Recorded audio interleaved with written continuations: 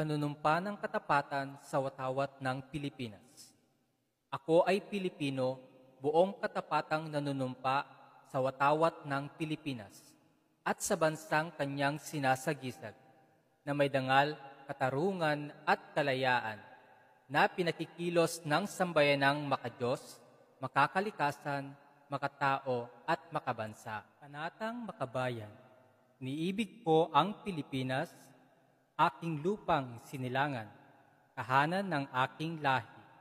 Kinukupkup ako at tinutulungang maging malakas, masipag at marangal. Dahil mahal ko ang Pilipinas, diringgin ko ang payo ng aking mga magulang. Susundin ko ang tuntunin ng paaralan. Tutuparin ko ang tungkulin ng mamamayang makabayan, naglilingkod, nag-aaral at nagdarasal ng buong katapatan. Iaalay ko ang aking buhay, pangarap pagsisikap sa bansang Pilipinas.